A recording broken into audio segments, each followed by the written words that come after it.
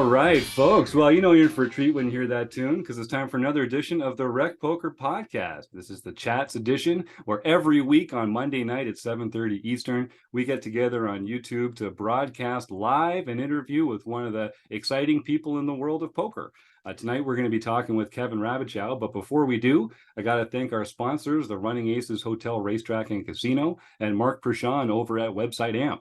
And the reason I got to thank them is because most of what we do here is free at RecPoker. We're a largely volunteer organization. And so their sponsorship means a lot. And so does the sponsorship of our premium members. That $15 a month helps us keep going over here, helps us do all the magic that we do. And if folks will want to get more involved with the premium membership here, whether it's to get involved with the training material we put out or just to say, hey, gang, thanks for doing what you do, you can use that code RecPoker to get your first month for only $5. What a bargain. Speaking of bargains, I have the best job in the world. I get to hang out here every week and talk to my poker friends. My name is Jim Reid. I'm Bluffsterini in the home game and RecPoker Jim on Twitter. But I'm just the guy in front of the mic on Mondays. It takes a huge wrecking crew to get everything going over here. And if you want to find out more about me or the wrecking crew, you can go to rec.poker/crew, or you can just listen up because you're going to meet a few of them tonight right now. I'm Chris Jones. You can find me 5B5 on Twitter or 5x5 in the PokerStars home game. And I am John Somsky. I am Poker Geek MN everywhere. And these are the brave warriors that we will enter into this interview with. I see we've got a few folks coming along in the YouTube chat. So Phil and Mike and Joe and Martha, I'm glad to have you here. You know we're going to be giving away a prize at the end of the show like we always do. So get ready to enter the words food bank. When I see the word food bank in the chat later, that's when it'll be time to do the prize. Okay. Thank you all for being here. Thank you most of all for being here to Kevin Rabichow. Kevin, thank you for appearing here on the RecPoker podcast. Yeah, of course. Thanks, Jim. Happy to be here. Now, I always start our interviews by kind of asking our guest to define their own role in the poker space. So you've obviously been a player for a long time. You played heads up for a long time. You've been a coach and an instructor. You've put a new course together that I'm excited to talk to you about. But when people ask you sort of what's your role in the world of poker, or what's your elevator answer to that? Yeah, I definitely think that my role in poker is primarily as a teacher or as a coach. And I didn't realize, I guess, how broad the reach of my Run It Once content was until I started getting out to casinos and meeting people and kind of traveling to play live tournaments and stuff. So I definitely think that just being like a person who plays high stakes, who's willing to share information, who's willing to teach the game, and who really cares about coaching, that seems to be my reputation, and I like having that place in poker. That's awesome. I love, we talk to a lot of people who kind of like sharing that love of the game, that knowledge of the game, and obviously here on the Recreational Poker Podcast, that's a big part of what we do.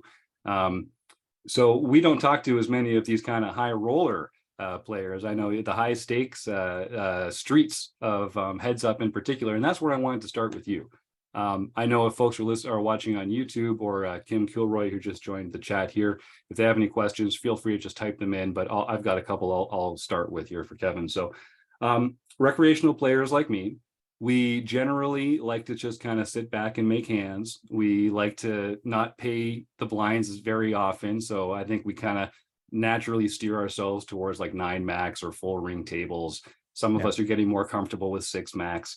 But it's just a completely different game when you're playing heads up. So I guess my first question would be, what are some of the biggest challenges that especially less experienced players might find when they're moving towards a style where you actually have to play almost every hand that you're dealt?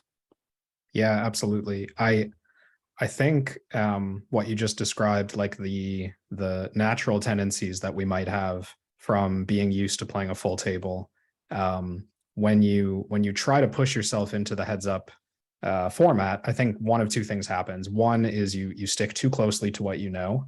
So you're someone who's generally been successful by making the best hand, by waiting to trap your opponents or whatever it is and winning big pots. And those players get run over in heads up. They lose 80% of hands. They slowly bleed away their stack, and they don't make that hand they're hoping to make as frequently as they're used to, because they're being dealt in every single hand, and every hand is so relevant, right? Well, they're paying the blinds every hand is the most important thing to point out there. So there's no free hands in heads up, right? So you really can't. So that style of player gets beat up in that way. They just lose all the small pots, and then they wait for that big cooler, and maybe they win half of them, but the other half they lose, and it wasn't worth the wait, right? Then there's the other player type who I think is kind of prepared for the battle that is one-on-one poker, and maybe overly emotional about trying to win hands, about trying to play tough. And what they will quickly realize is that they get dealt bad hands very frequently in this format. So if they try to play every hand aggressively and they try to win every pot, they'll be sorely disappointed to find out that they've just usually got trashed. They're usually bluffing. Perhaps they're making call downs with very weak pairs, and the opponent who's a little more patient will find it pretty easy to win, all the medium to big size pots off of this player who's just like, we call it like a try hard, you can't win every pot. So there is a balance to be found there, right? You got to fight for every pot, but you also have to be willing to recognize like, oh, I've got weak hands pretty often, and I'm not going to win all of them. Mm-hmm. And that feels like that must be a difficult thing to kind of naturally calibrate towards, because it sounds like you're saying that some players, a lot of players, even kind of overcorrect that natural tendency and go the other way. So, what are some? So, do a lot of these calibrations just have to come into post flop analysis, because you're playing such a wide range of hands? Is it really a post flop? Is post flop skill at even more of a premium then in heads up? Yeah, I would say. I mean, I always think pre-flop's very valuable. In full ring games, it's perhaps even more valuable than it is in heads up. What I find is that someone who's just kind of winging it is likely not to be making huge mistakes pre-flop. Like the average player who doesn't have much heads up experience comes in with the right basic idea, which is you play most of your hands, you play pretty aggressively. I don't typically see someone who's just way off pre-flop. Post flop is a different story, right? There's a lot of miscalibrations that I'll find newer players making when they come to heads up. For example, just like these old school rules of thumb that say like never fold top pair heads up, which is, I mean, probably like 70% true, but it's just these types of it's not quite that simple, right? And on the flip side, being willing to like kind of fight for small pots and call with ace high and in little situations, right? Like calibrating that side, I think, is a lot more challenging, knowing what to do in the small to medium pots that are a lot more frequent. And how much of that is based on the opponent across from you, and how much of that just comes to being grounded in the general theory? I'm sure it depends a lot from opponent to opponent. Yeah, for sure. I think because heads up is a relatively simple game, like there's not a lot of constraints to what you're playing. I think getting a basic understanding of the theory for these situations is very worthwhile. It's not that time consuming to get familiar with like relative hand strengths in single raised pots versus 3-bet pots, for example, and that's not going to be nearly as time consuming as it would be if you were trying to like use solvers to learn all of full ring cash. So I would definitely say that it's the best place to start. That said, adjusting to your opponents is perhaps like the main skill that you take away from playing heads up. I would say that's the most, I don't know if it's the most necessary thing going into playing heads up to be able to hold your own. But I would say like in the other direction, if you play a lot of heads up, you will get very good at adapting to your opponents. That's a nice outcome of practicing heads up. Yeah, no, I had kind of just anecdotally assumed that most players started with six max or full ring and then kind of found heads up as an arena for them. But it sounds like you're saying that strategically you might even benefit from starting to learn with heads up and then moving into those other situations. Is that right? Yeah, I would say so. I mean, I might be biased. This just happened to be my path in the poker world. I played a lot of heads up when I was getting started, and it was the first game that I took very seriously. It was the first game that I like learned kind of all the ins and outs of. But I definitely see now, looking back, like all the benefits that I got from that, and certainly being a good exploitative player is like got to be one of the top 3 things that I've taken away from it. Yeah, well, it's like we say, be careful what you spend your time on, kids, because that's going to be what you get good at. And that's going to be what you end up spending a lot of your time on. So, you know, you got to think about that too. All right, so that's really interesting. And we talk often about how it's kind of a difficult thing to practice in a meaningful way. You know, when people are like practicing heads up with their buddies or something, there's really nothing on the line. But to have something on the line, you know, that can get expensive for recreational players too. And you know, people say, oh, well, I play in the blinds a lot. You know, that's also going to have wide ranges, and that might prepare me for some of these spots. But obviously, when you're playing blind versus blind, the positional difference, the small blind is going to be out of position post flop, whereas when you're heads up, you're going to be in position post flop. So how important is that one distinction when you're thinking about training and practicing this way? That's a good question. I would say that it's not, at least for getting the benefits that I was sort of just alluding to, like the benefits of being comfortable out of position or being a good exploitative player or whatnot. I think you can get that from playing a lot of repetitions, blind versus blind or heads up, because the commonality is that you're forced to play almost every hand because you're both paying the blinds. Mm-hmm. So it doesn't strike me that it would be that much different to just train the actual format that you're going to be playing if you're a ring game cash player or a tournament player who plays a lot of blind versus blind. Training that spot maybe just more than you think you need to would be a good way, I think, to get the benefits of heads up play, because like if you were never playing heads up format, just pure heads up format, then the positional difference would make a huge impact on like specific strategy, right? Like if you poured a lot of hours into heads up and then ended up trying to apply those same strategies to blind versus blind, they would just be wrong. So I wouldn't learn the specific strategies for one format planning to have it carry over to the other, right? But the general benefits, I think, carry over pretty nicely. That makes sense. I just want to reinforce to our audience something that you said a little earlier here. When you're playing full ring, every 9 hands, you have to make up a blind and a half to avoid losing that to the table in blinds. When you're playing 6 max, you've got every 6 hands, you got to make up that blind and a half. When you're heads up, that orbit is every 2 hands. So obviously there's only one person who's taking it away from you, but I think you said it really well, that you're paying the blinds every hand. So you have to try and just wring as much EV out of those hands as possible, right? Am I getting close with that? Yeah, I mean, if you think about it, just in terms of like pre-flop math, if you're an overly tight player in a 9-handed game, that might only cost you like a fraction of a small blind or something, right? In terms of how much can be stolen from you over the course of 9 hands. But if you play too tight heads up, you're losing, you know, a half of a big blind one hand, then a half of a small blind the next hand, then a half of a big blind. It's going to be an enormous loss rate from playing too tight pre-flop. So you really do have to.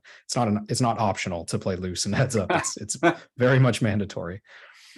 There you go. I like that. And again, I'll encourage anyone in the YouTube chat to fire away if you've got any questions for Kevin. I had a whole bunch of these lined up, so I'm just going to keep on rolling. Great. So in that case, the opening ranges, of course, like we talk a lot about opening ranges for recreational players. That's a big place for us to start. And I think you can really improve your ROI by just having good, solid opening ranges. It's a great knock-on effect. You know, you're not in trouble as much on later streets, that kind of thing. When you're, again, focusing straight on heads up, I imagine this is where limping the small blind sort of is obviously very a different, what am I trying to say? It's more valuable. It's blah, blah, blah. There's not as much wrong with it in this case when you're heads up than in other situations.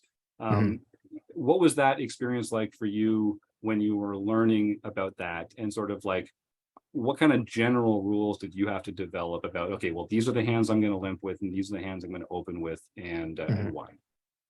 Yeah. So I guess like two things that come to mind, you know, in some heads up formats, limping is relatively uncommon. So I would say that like in 100 big blind plus cash games, limping would actually be a good strategy. It's often computer recommended.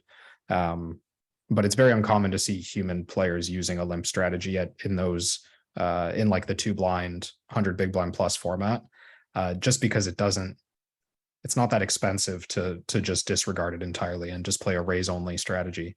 But I found now that I'm playing more tournament format and more ante format, limping is exceptionally useful if you're playing either with an ante or if you're playing shallow stacked. So if you're playing, let's say, like, 30 big blinds, 20 big blinds, whatever. Right. Very, very important, even without an ante when you're shallow, very important to be limping. So just wanted to clarify that, a lot of heads up players get away never limping just because they avoid those formats. They just only play, let's say, the 100 big blind plus cash format. But now that I've gotten used to limping, what I kind of learned is something, I guess, a little counterintuitive, is that the very worst hands you have, so let's say just like the bottom 20% of hands, pretty much just always want to limp and always want to fold when they get raised.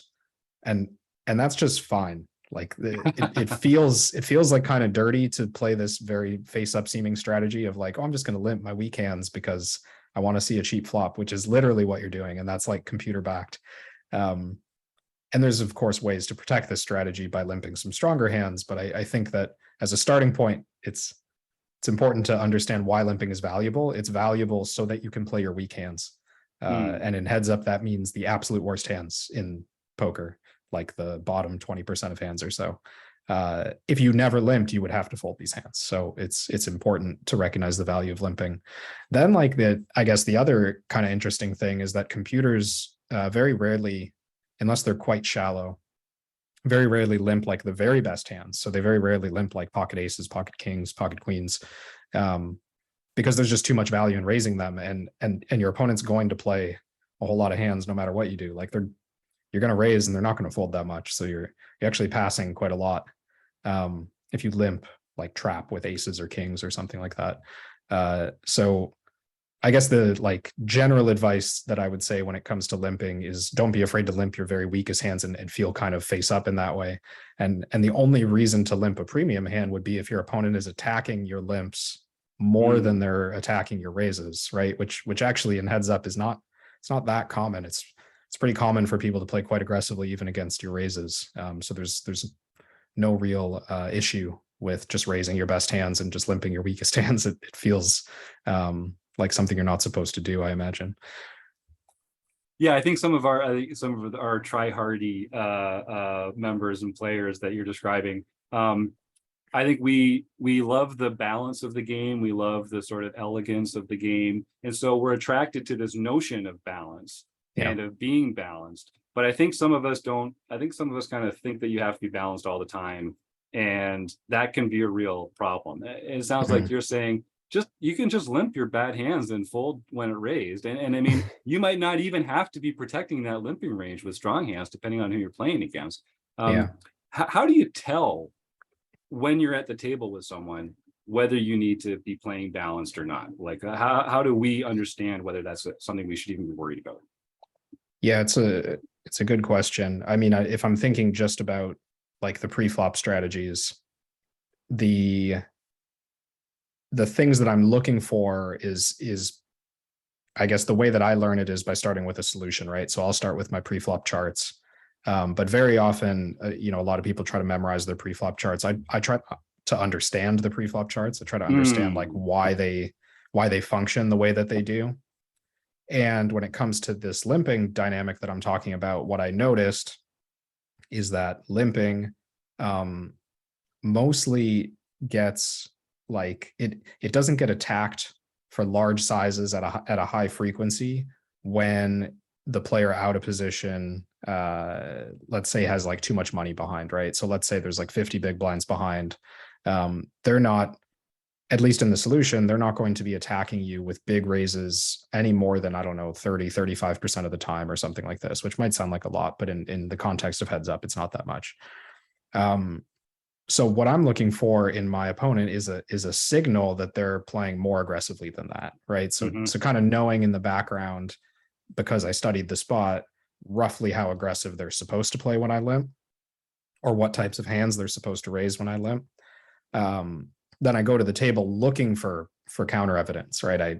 I'm seeking out with every showdown, with every bet size that they choose, whatever it is, I'm trying to challenge the assumption that they're just playing the spot well, because they're probably not playing the spot well. But it's my job to figure out in what way they're not playing it well.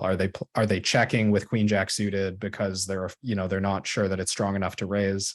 Well, that's a sign that my limps really don't need to be protected because they're not getting attacked by quite a strong hand. Or conversely, they raise and at some point they show down 5-deuce suited or something. And it's like, oh, okay. Yeah, I mean, that's just out of line. Like, not only is that a bluff, but it's also like too strong to bluff in the context of heads up. So if I see these kinds of signals, now I know where to shift my strategy. Okay, now I'm going to limp a little bit stronger because they're too active, or I'm going to limp a little bit weaker because they're too passive. Nice. And that's really the art of the game, isn't it? I mean, counter adjusting to your opponent to find those areas that they're making mistakes and exploit that to the max. Yeah. So one thing that we talk about often is like recording information while you're playing, or like what to pay attention to, how to take notes, that kind of thing. When I'm playing heads up, particularly online, that action is going so quickly. I find it's very difficult to keep anything, to actually make any notes in real time. How much of that do you try and do in real time, and how much do you allow it to just kind of aggregate in the background and then analyze it yourself later? Yeah, I mean, I'm a pretty big proponent of note taking, I would say. I think that it's important to log as much information as possible. I personally find it easier in heads up than I do when I'm playing tournaments, but that might just be like a table management kind of thing. Because in tournaments, I'm often, as soon as I see something unusual, I've got 3 other hands to play, and I can't really ignore them. Whereas if I'm just playing one opponent heads up, I can kind of slow the action for 15 or 20 seconds, write down my note, and then continue. Now, of course, if you're someone who's playing 4 tables against 4 different opponents, then good luck to you. You're probably not going to take any notes. But I think that it's important to write down notes. And again, what I try to do, and this might be like difficult or a little nuanced, but I try to write down things that are surprising to me. Yes. So like a lot of times you see a showdown that matches your expectation, whether it's a well-played hand or a poorly played hand, doesn't really matter, right? But if it matches my expectation, I don't necessarily feel the need to write it down. But if it strikes me as unusual, I need to take note of it, because it probably is something that I'm going to want to adjust my strategy for. Whereas, presumably the things I expect to see, my strategy's already doing quite okay against. Yeah, that's a great note. And you only have so much bandwidth, so you can't be thinking about recording stuff that you're going to make the same assumptions about anyway, right? So anytime something seems weird, that's when you write down. Yeah. All right, I like that. And just logistically, what do you use to take notes? Is it in a spreadsheet or a Google Doc or a pen and paper or in Poker Tracker or something like that? What do you use? Yeah, I either use like a notepad file, or I use Poker Tracker, like for tagging hands. Yes. If I feel that I need to tag the specific hand. But something I actually like made a video on this when I was working on my course. Something that I've started to do more recently is sort of like transcribe my notes after the session's over. So so Notepad is handy because I can leave up, like even after I've closed the client down or whatever, I can leave up the notes that I scribbled while I was playing. And very often there's just like too much specific hand information in there. It's barely legible. Like, it's not the type of stuff that you could pull up a week later and be like, oh, right, yes, I know what to do against this player. It's probably just like a poorly transcribed hand history that doesn't make sense to you anymore. So I think it's actually pretty important, like jot down whatever while you're playing. And then after you close your session, like read through those notes again and maybe turn it into like 1 or 2 sentences, right? Like turn it into a description of the player rather than all these random data points that won't make sense to you in the future. I think that part is a lot more valuable than like exactly how you take notes in game. Because I just remember noticing over the years, like I would have notes show up from some player and I couldn't remember the spot, and I read the note and it was just no help. Or I'm sure plenty of you listening have taken those notes that are just like all caps, idiot, maniac play. Like right. It's just like, this isn't helpful. Like that's not something you can turn into an adjustment later. That's just how you were like feeling when that player, called you with jack high or whatever. So it's better to translate for yourself in the future so that they're actually usable. And I think people don't appreciate the value that we get out of taking that moment to kind of curate and transcribe your notes into actionable items, or like into actionable information, at least. Not only because you end up with a better, higher quality information, but also we talk about this all the time, like the process of having to go through it, analyze it, put it into your own words and put it together. Yeah. That's just going to reinforce it to you in a much stronger way than it would just reading it off like that. Totally. So, and then, so is this something that you do at the end of each session now? At this point, you take that time, and how long do you usually take to do that at the end of the session? Yeah, so I guess like current day, this mostly happens to me at the casino. I've been playing mostly live tournaments. So that would look like me using like my note, my sticky note like app to write down all the interesting hands that I've had, or cataloging in like sort of have like a, calling it a database makes it sound more sophisticated than it is, but just like, you know, player notes that have someone's name who I see regularly. And if I take these notes to myself on the phone, it'll just more be like at the end of the trip, like when I'm on my flight home or when I get back home, I'll take those off my phone and I'll put them into like the main file that exists on my computer. And that way I just have like, you know, let's say 3 months later, I make a final table with some player who I played with back in Florida, and I don't really remember that much. I like open up my file and I search their name, and lo and behold, I have a few pieces of information on them. So that's the main benefit of that. It's just, it's not happening every day because of the format. But I would probably do it like when I played the Legend Showdown, which was a heads up tournament on Run It Once Poker a couple of years ago. I was playing back-to-back days against, you know, the same opponent in some cases. So I did have to just right after the session, take those notes, write it into a plan for tomorrow, go to sleep, wake up, reread my notes, and then play the next session. Yeah, actually, I've been playing a little more live. I started online. Well, I didn't start online. I've played mostly online. And one thing that I found was really helpful was using Trello to make notes on players, because you can move the cards up and down depending on who's at your table that time. Because that's one of the functionalities of it that's really nice. But yeah, just having the information there available to data mine it later, you know, that's a big one. Right. So you were talking a bit about your course. I know at the end of the show, Chris is going to have a question about 3-betting. The theme of the month this month at RecPoker is 3-betting. But I want to talk about, just as you mentioned earlier, kind of your approach to teaching, working with Run It Once, putting this course together. Can you tell me a little bit about sort of what the course is meant to do, and then how you decided to put it together the way you did? Because it's a really interesting way of doing it. Yeah, totally. So pretty much what happened was over the last couple of years, I devoted a lot more of my attention to one-on-one coaching. And when I say devoted my attention, like I've been doing coaching on and off for probably 10 years, but the amount of hours that I put into it was really high. So I was starting to find like efficiencies, and I was starting to find patterns in what my students were needing, right? So I think previously I wasn't able to do this because my students were too spread out. They weren't coming to me like, I don't know, I would maybe coach someone like 1 month, and then 3 months later I would coach someone else, and I wasn't able to get into a system of any kind. So coaching 3 or 4 days a week, I was starting to like find a bit of a pattern, or find a system that was working for almost every student who came my way, regardless of what format they were playing. So I was working with tournament players, heads up players, cash game players, live and online. They all kind of needed some sort of method to evaluate where they're starting at, and they all needed a lot of help with their study routine or their study methods. So that eventually just kind of, I don't want to say it hit me as like the format for the course. It was more an iterative process with the Run It Once team, where I was like, should we do a heads up course? And they were like, I don't know if anyone plays heads up anymore. And then we kind of workshopped the idea until we realized that my strength was more in this like coaching procedure than it was in, you know, specifically heads up strategy. So the course kind of combines these two things. It guides the user through an evaluation. It shows them how to create like a solid study plan, and it goes through all the ways that I like use different tools or use different methods of taking in information, like training sites or watching live streams or reading books or whatever, but also like using Poker Tracker, using PO Solver, using other modern tools. I kind of show how I do all of that to address the different concerns that I think are likely to come up. in the evaluation.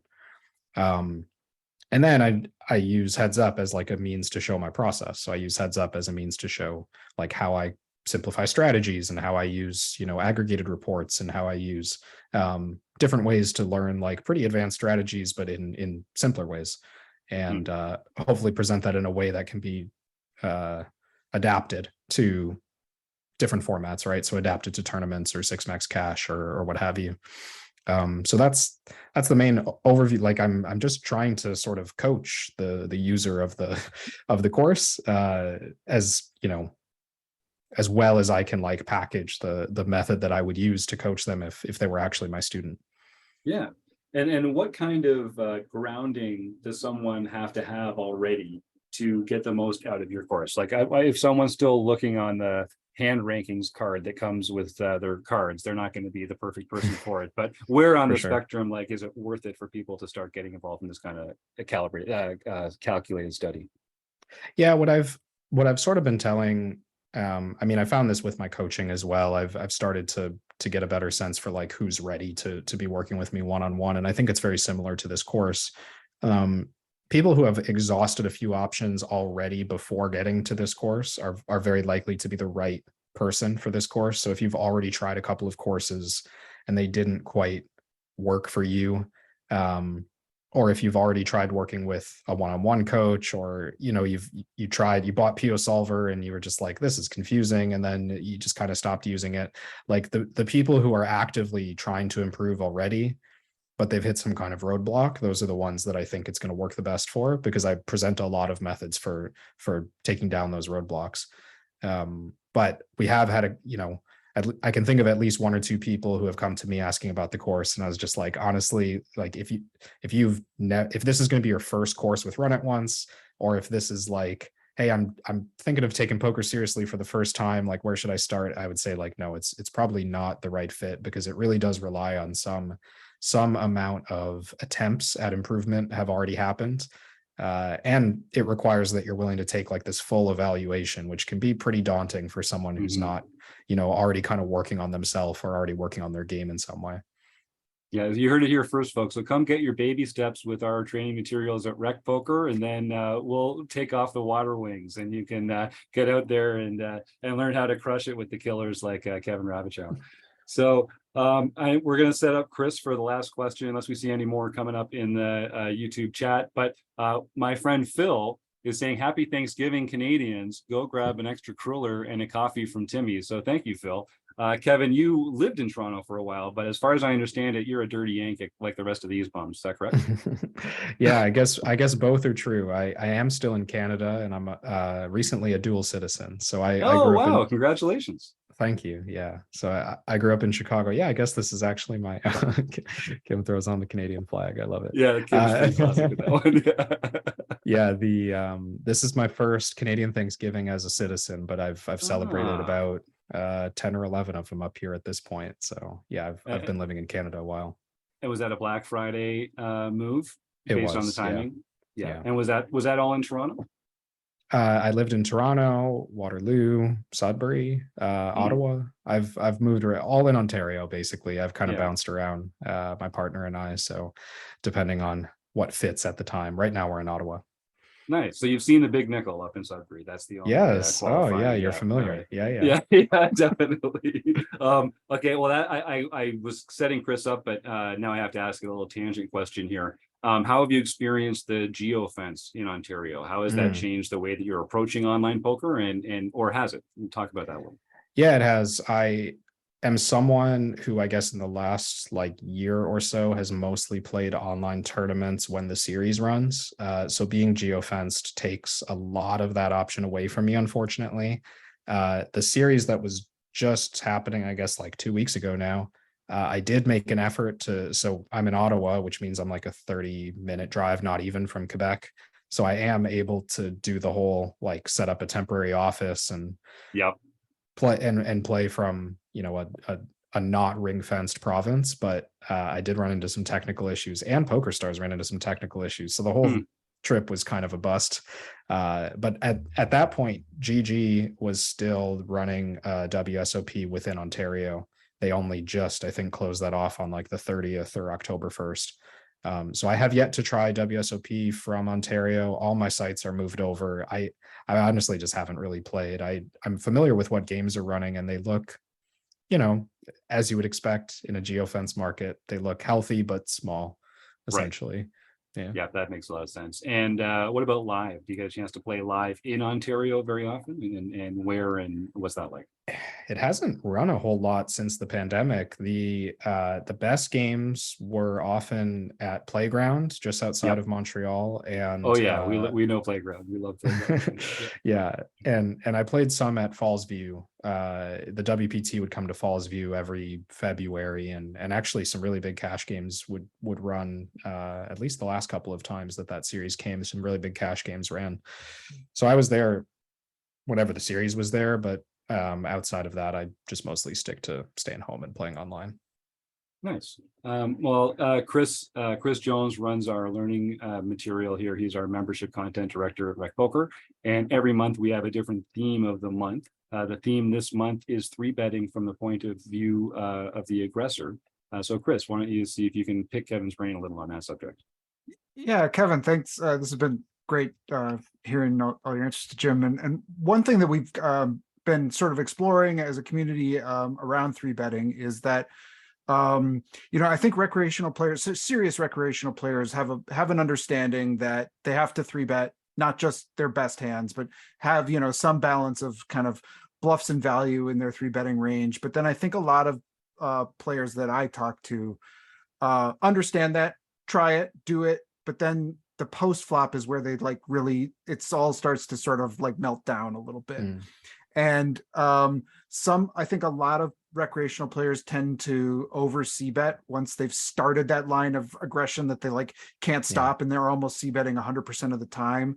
But then they sort of they also struggle to sort of continue that in later streets. So I'm wondering if you can, I think later streets become really under bluffed by recreational players. So on the c-betting, on the flop, they're probably over bluffing, and on the later streets, they're kind of under bluffing. I'm wondering if you can just talk in general about some initial sort of thoughts you might have about approach to post flop as the 3-bet aggressor.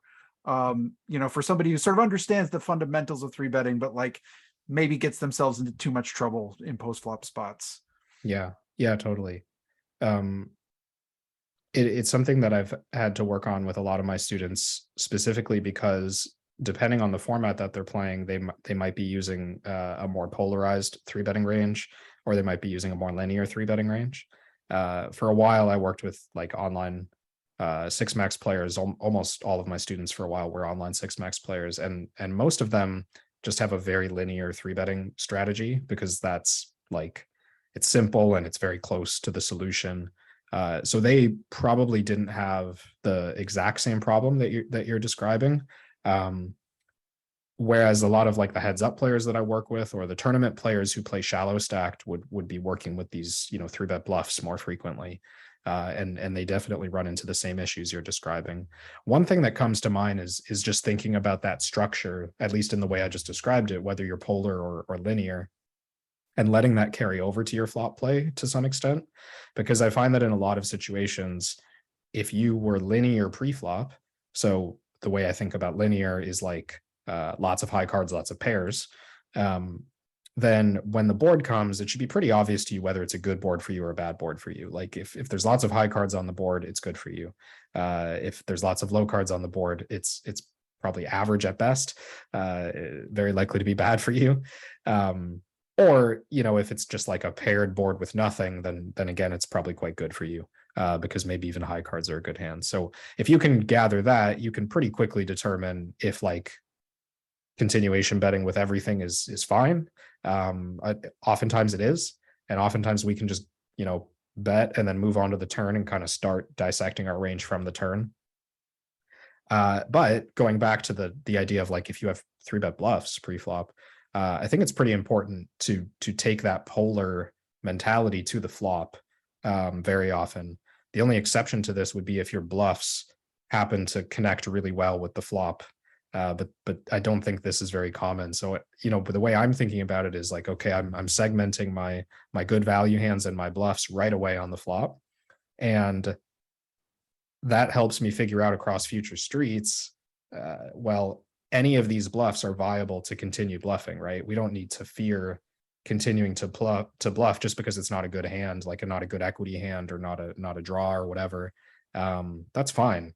You bluffed pre-flop. You've got a good, you have a good board. It's quite possible you just have to keep bluffing regardless of, if your hand has equity or not. And I think that's what holds people up a lot. I mean, I'm not sure if this has been your experience, but I know if someone's 3-betting pre-flop with like the ace-4 offsuit and it comes king jack 6, like they're just so hesitant to find a way to bluff this hand, even though it's probably a really good spot on turns and rivers to keep bluffing this hand. I love that. This has been a phenomenal interview. I feel like we got some coaching, which is my favorite interviews end up being coaching sessions, which I'll just selfishly jump in there and soak up all that I can. If folks want to take the course, what's the best way for them to find a link to it? We'll put a link in the show notes, of course, but is it just Run It Once, the homepage there, or is there a back door, or what's the super secret entrance in? Yeah, Run It Once should guide you there pretty easily. The sale is closing later today, so they might not be pushing it on the homepage quite as much, but you will find it in the courses section. It's called the Game Plan, and yeah, just on Run It Once's website is the best place to find it. Fantastic. And yeah, if you're listening to this live, it's not too late. You can go get a discount on it by checking it out tonight, the night of the recording. Have you heard from Matt Matros's lawyers about the titling of the course? Has that come up? Have you received any registered mail? I have not yet, and maybe that's something I need to look into myself, because this is my first time hearing about it. Oh no, really? Matt's got Matt Matros. He's got a book out there called The Game Plan, which is sort of helping less experienced players find some simple rules to follow. And I just thought it was too good to bring it up. That must be why. That makes sense that I remember doing a bunch of Google searching when we were workshopping the names, trying to make sure that we didn't, interfere with searches, right, at the very least. But obviously copyright, we don't want to. Right. Yeah, that makes sense that we wouldn't have come across a book. That's an oversight on our part. There you go. Well, I'll just mute this whole section of the interview. No one has to know. This is just between us. All right. Well, thank you, Kevin. If folks want to get more in touch with you, what's your preferred method of communication? Social media, email, smoke signals? What's the best way? Yeah, probably best is email or through my website. My full name.com is where my private coaching happens. KevinRabichow.com. There's an email link that you can easily find on there, or contact page or whatever. But I am on Twitter and Instagram. It's my first initial and last name, K Rabichow, on Twitter and Instagram. Fantastic. And we'll put all those links in the show notes. So if you're listening to the audio version of this, just click over to the show notes. So you can find all those links to get in touch with Kevin and take advantage of this fantastic, amazing poker mind. Well, that was a treat, Kevin. Thank you again. I hope we get to have you on. We also do the forums edition of the podcast from time to time. So I might try and bend your ear down the road a little bit, see if we can talk some even more strategy about some of the stuff when the right time comes around. Yeah, that'd be great. Anytime. This was a lot of fun. I appreciate you having me on. Cheers, Kevin. Well, we're going to roll on, talk about some home game results and some new schedule tweaks and some other fun stuff coming up here. So we'll say goodbye to you tonight, but thank you again for that. That was a treat. Thanks. Take care. All right. So we've been looking forward to that one. I've heard Kevin, actually, he was on the Thinking Poker podcast recently, which I don't mind saying is my favorite poker podcast. And so he talks a lot about different solvers, his approach to learning, using templates to kind of get this economy of scale that he's talking about earlier in the episode there. So I'd encourage everyone to go listen to the Thinking Poker podcast. It should have come out, I think, a week or two before this one. They'll get some great information about all that kind of stuff. All right, well, let's roll into home game land. We've tweaked the schedule a little bit. We're doing our Tuesday night online play and hang again, which means that we've moved the Fun Country OPA, the online play and hang, to Thursdays. So it goes on Thursdays now at 10 p.m. Eastern, 9 p.m. Central. It's a shorter game because it's a 9-handed sit and go, and it's free to play for premium members, and the winner gets $25. So there have been a few seats available too in this one. So if it's Thursday and you don't have any plans and you want to turn nothing into $25, then head on over to rec.poker, join the OPA group, and you'll find a link to join there. The winner this week was Dave Evil Roy Westerveld. And Dave and Eric Jin have been kind of cutting it up lately. One of them, you got to go through Dave or Eric if you're going to win the Fun Country OPA. So congratulations to Dave. And yeah, John, why don't we roll into our Poker Stars home game club results? All right. Well, we have 2 weeks worth of home game results because for a little while, Poker Stars was being a little finicky and wasn't giving me the results. It's rude. But do they know how hard you work? Do they know? Well, I the hacked kind of into their effort system and downloaded all of the files. And no, I did not. Just to let everyone know, I did no hacking. God mode. He's playing God mode, everyone. This explains so much. Okay, so on September 26th, Magra 44 got his 6th nightly event for the year. Doug. Bruce K54 got his 3rd nightly event for the year. Glassjaw 2222, Dave Schoen got his 3rd nightly. Uncle Tom's Cabin got his 4th nightly. Uncle Hoots, Brett Barhoover, got his 1st nightly for the year. Back to back deal. Yep. Different uncles, but back to back. No, sir. That's a very avuncular part of the week there, I'd say. Exactly. A big deal 1992, Brent DeHaven got his 4th nightly victory for the year. J.S. Edom. We got him, Jeff guys. Yes, We yes, got him. yeah. All right. Thank you, I love Jeff. that. This We is my did it favorite player, together. whoever this is. We need new players like this. Well, he's an old player, and I can't Oh. remember what we decided to do. His name is Jeff S., so maybe his last name is Sedum.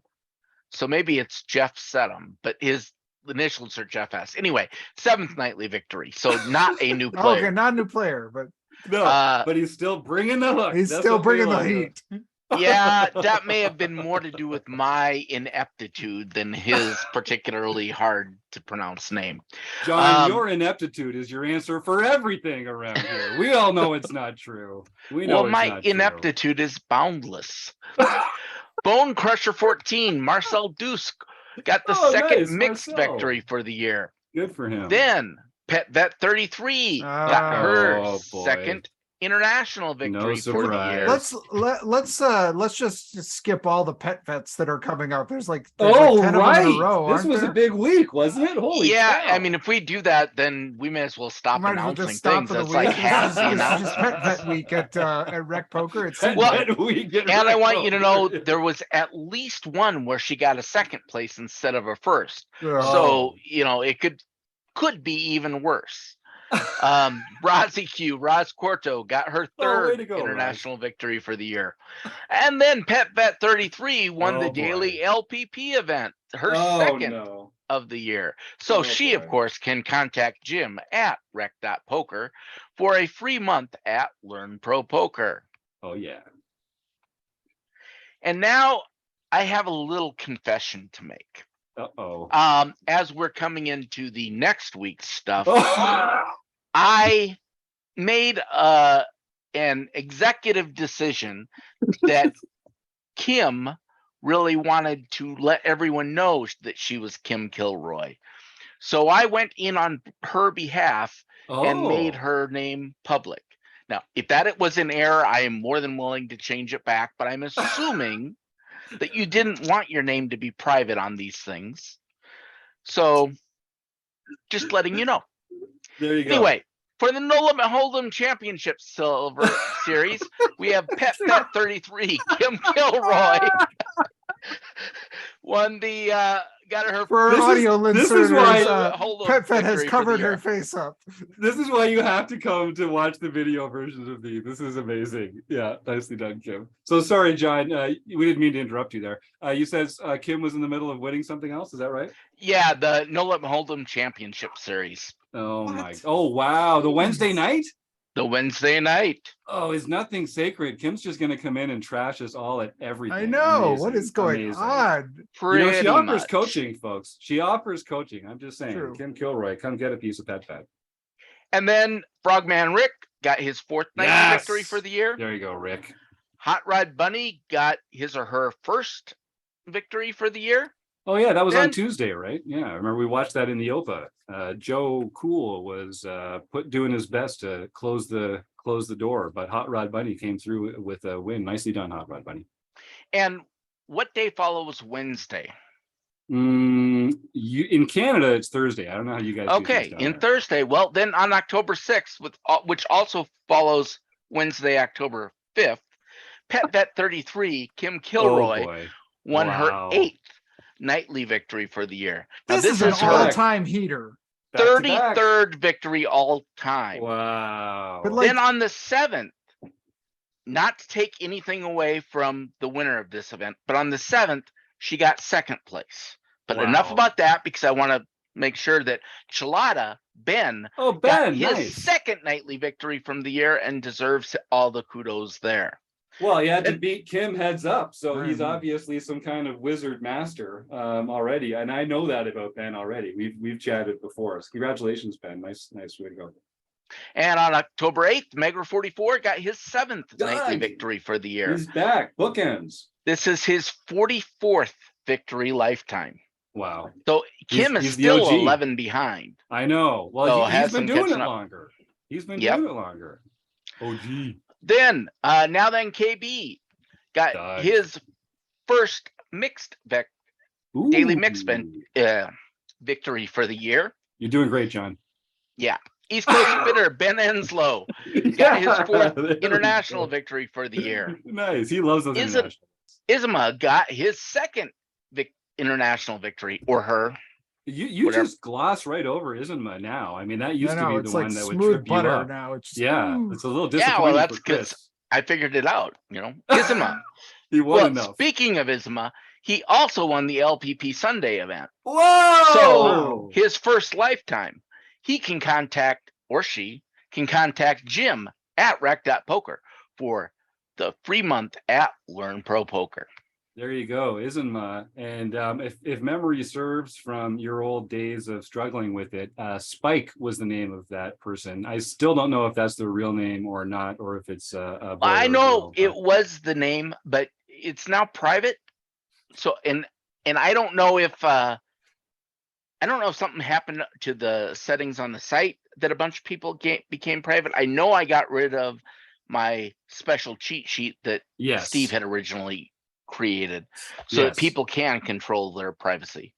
So if you're like Isma and you win one of these and you want us to shout you out using your real name, you just got to go to the profile field and make sure that you've got your information public there, your first and last name. And John's even put a little FAQ on the home game page showing people how to do it with some screenshots and that. So if you go to rec.poker/home game, you can find everything you need to know to make yourself famous in the rec poker world with John Somsky.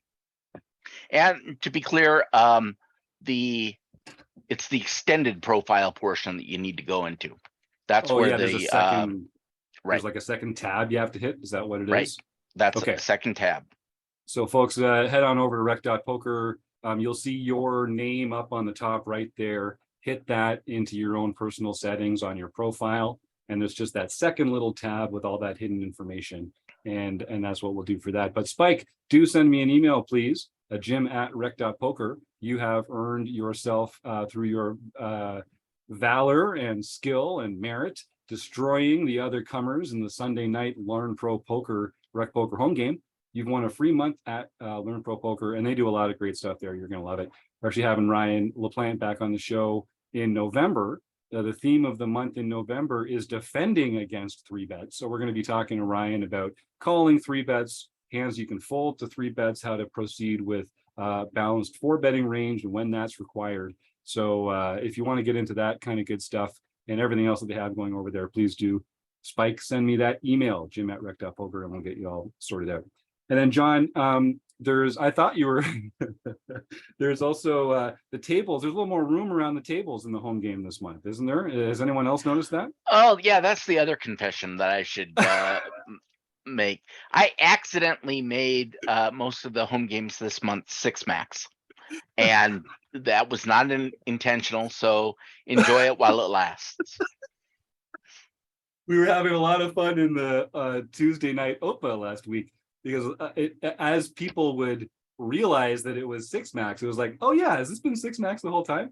I think when they got down to three-handed, one of the players typed into the thing, hey, wait, are we playing six max? I was like, yes, you've beaten 49 out of the 52 people in this tournament, and now you're realizing that it's six max. That's too funny. But it's a cool variant, and I know we kind of talked about it a bit with Kevin on the show earlier. Yeah. Now let's steal a little strategy chat here. We won't go too deeply into it, but do you guys feel like you need to play a wider range of hands when you're playing six max? Do you just chop off the early position part of your opening ranges? How do you guys adjust to playing six max when it's that time? Yeah, that I tend to just chop off the early part. I might make it slightly wider, but it's closer to just saying, what you'd play in a 9 max game, just throw away the first 3 positions and start from the 4th. Kim, did you have something? No, just slightly tighter than that, just because you don't have the bunching effect of people having thrown away 3 bad hands before you act. Mm. So I would say, yes, I would play the same as a 9 ring from the, say, low jack would be under the gun, although tightened up maybe a pip or 2. And then just remember, like we talked about, you're paying 1.5 big blinds every 6 hands instead of every 9 hands. So your overall win rate, you're going to have to squeeze a little more out of the hands that you're playing, because you're going to be paying those blinds a little more, and you're going to be playing them more frequently. Well, that was fantastic. Michael in the chat asks, is tonight Tournament of Champions 6 max? I don't think so, but I'll let John respond. Yeah, your guess is as good as mine. It wasn't intended to be. Whether or not it is, who knows? Yeah, it might have been retroactively done on purpose. We're not sure yet, Michael. So go and check that out. And yeah, we'll see tonight. It is the second Monday of the month. So it's tonight's Tournament of Champions. Producer Jim will be recording it. And just like every month, we record the final table. And this is open to all of our community members. You don't have to be a premium member to take part of this, but you can join us. Everyone who makes the final table is invited to join me for the online review and hang. We'll do this on the 4th Wednesday of the month. We get together and we just play back the video of the final table being played out with some of the folks that were there. And so you can talk about what they had, why they made the decisions they made. We can kind of give each other the gears a little bit and celebrate some great plays. It's a really cool way to review your hands and to get some feedback in real time from other RecPoker members. So you don't have to be a premium member for that. If you make the final table of the Tournament Champions, you've earned yourself a seat on the online review and hang. So we actually give everyone who makes the final table of the Tournament Champions a free month at RecPoker, because obviously they're serious, they want to get more involved, and that free month will give them a chance to unlock all sorts of great stuff we do here. We don't talk enough about this. I'm just going to take one quick second. Our Learning with Partners program. So Andrew Feist runs this every month. We go behind the scenes of sites like Ryan LaPlante's Learn Pro Poker, Matt Berkey's Solve for Why, Jonathan Little's PokerCoaching.com, Sky Matsuhashi's The Poker Forge, Red Chip with James Sweeney. I'm missing a couple here because there's so many amazing partners that we have. The MTT Poker Academy with Gareth James. All these amazing training sites have made some of their some of their paid premium paywalled material available to RecPoker premium members. So if you, and not a little either, we get like 15 minutes a month from each one of these sites that we get to choose to base around Chris's theme of the month that month.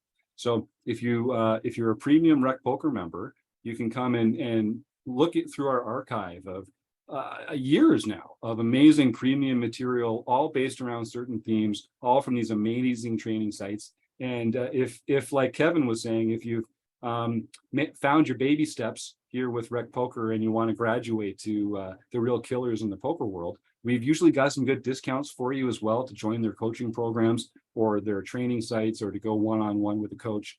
So I would encourage people, we don't talk about it enough, but I don't know any other training site in the world that has this kind of relationship with other poker training sites, and it's really valuable. The members that do take advantage of it get a lot out of it. So do come on over to RecPoker, give that premium membership a try for $5 for your first month, and help us keep the lights on and become a better poker player yourself.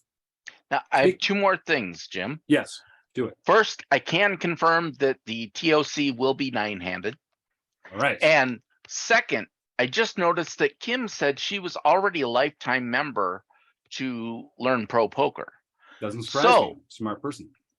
I am just wondering if we would want to offer that as the food pantry plan for tonight instead of a membership to us. That's a great idea, John. That's a great idea. Okay. So folks, I see we've got a few people watching around here. It is that time. You want to be quick with this one. I typed those words food bank into the chat real quick. And the winner of the draw, it's not a draw, we roll a nerdy die. But you're going to get a free month at Learn Pro Poker, and that is a very valuable thing that you will enjoy. So while people are putting that together, I'll just say we're doing some schedule tweaks over the next little while. You'll see in October and in November, we're changing the time of some events. We're changing the day of some events. We've gotten some feedback from some members that it's hard for them to make certain ones. And we're going to be releasing a few more videos as well to our premium members, which I'm excited about. So there's going to be a lot of new stuff coming up. That's why I wanted to just remind our premium members, we've got this amazing website. We change things on it from time to time. We recently did a pretty big reorg that Chris was very involved with this summer. And so if you're new to the website, or if you're not exactly sure of how to get exactly what you want out of it, I've been doing a bunch of one-on-one just video chats with members. So if you're a premium member and you want to just hang out with me for 15 minutes and talk poker and review the website and learn where all the great things are and what to click and what to show up on, and we can go see what the different events are and that kind of thing, just send me an email, jim@rec.poker. We'll find a time to get together and spend 15 minutes chatting poker over Zoom and having a great time doing it. So I'm looking forward to that. And really, don't be a stranger. It's one of the most fun things that I can do in a day is take 15 or 20 minutes and talk to premium members about poker. Because I don't know if I mentioned it at the top of the show, I have the best job in the world. All right.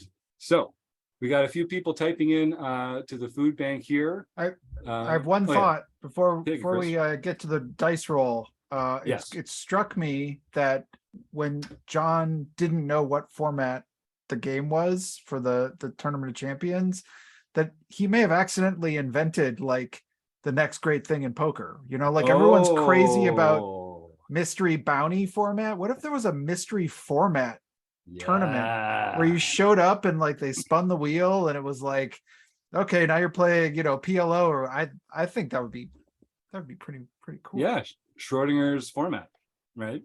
I like that idea. Similar to kind of a mixed game. Yeah, but it's like it doesn't mix, right? You just show up, you pay your money, you don't know what it is until you sit down and they're like, okay, we're playing stud. I assume there'd be no late registration then. Yeah, because otherwise that'd be kind of you against couldn't the have, point. Yeah, no late reg. Interesting. All right. Well, here we're going to, Kim was talking about bunching earlier, having to do with card removal. We're going to do some bunching here as well. So we're going to start with Michael. I'm going to roll the die here, my nerdy D&D die. Let's see who the winner of a free month at Learn Pro Poker is. It's Michael. Of course it's Michael. I didn't roll a 1, but I rolled in the first bunch. So there you go. But it wasn't a 1. That's something. The mechanics of the loaded dice seem to be, you know, at least equalizing over time. So we got something to say for that. So Michael, you know my email address. We chat all the time. I actually sent you an email just this morning or yesterday, small world. So please send me an email, jim@rec.poker, and I'll set you up with your free month at Learn Pro Poker. You are going to love it. Okay, speaking of loving it, I got nowhere to go with that. Does anyone else want to add anything? Kim, you're doing a hand history review later this month, but we're going to nail down the date because with your busy, exciting poker travel life, I don't know if you've seen Kim's calendar, but you can click on basically any day in her calendar and there's like 5 different poker tours that day. And she just has to choose which one she's going to travel to and go dominate the live poker streets. really want to be Kim Kilroy. I really want Kim's life. She sounds like she's got this all figured out.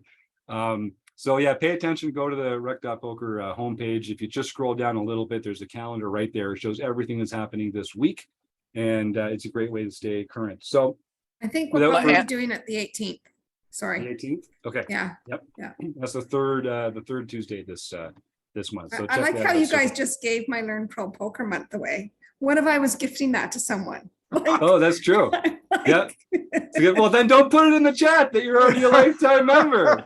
You We're- had time we're to giving speak up. people- Of course, it would have been kind of hard. We're going to give away this to the members. No, No, you're not. No, you're not. but if you All really right. want, I will pay for someone to have a free month at Learn Pro Poker, the person of your choice. Oh, there you I'll go. just have to try and win another Sunday night. Yeah, I Yeah. try. I mean, come on, you just, like all you do is win these things now. Yeah, no kidding. I also want to say Oh, that well the done. rumor that's going around is definitely not true. We will not be tripling the number of home games that we play each month. I mean, let's keep the door open, John. You never know what might happen. People just clamoring for this home games. We're starting turning people away at the door. Isn't that right? Do we have a solution yet for our 500 cap? Do we know what's happening there when the time comes? No, we don't. But actually, right now we have a fair amount of room. We're at like 384. Oh, good. Because Okay. there were a bunch of people who, after we decided you had to be a member of RecPoker, never did that. So I've kicked them all out, which There we gave us go. some breathing room. Excellent. So there's still room in there, folks, to sign up. We play 10 home games a week. They're phenomenal. They're the toughest play money home game in town, as far as I'm concerned. People take it really seriously. It's part of our learning program here. We take a lot of hands from the home games and talk about them on the show or in the forums or that kind of thing.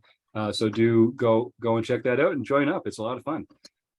Well, then I want to thank, let me see, Martha and Joseph and Michael, who were chatting away, and Phil. And let me see, I know I'm going to miss a couple people, but everyone who was typing in the YouTube chat, thank you so much. Your contributions and engagement there helps make our job more fun and even easier. So I love that. And of course, I have to thank Kim and John and Chris, without whom I couldn't host the show, because it would just be me talking for an hour. Nobody wants that. Of course, Kevin Rabichow, who did a great job. I can't wait to have him back on the forums episode. And our sponsors like Mark Bershon at Website Amp and the Running Aces Hotel, Racetrack, and Casino. But mostly it's you, the listeners. Thank you so much, listeners. We'll see you next week.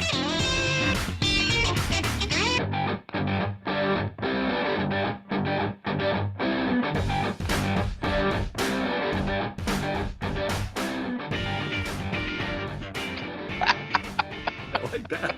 I like that one a lot. That's a good one too.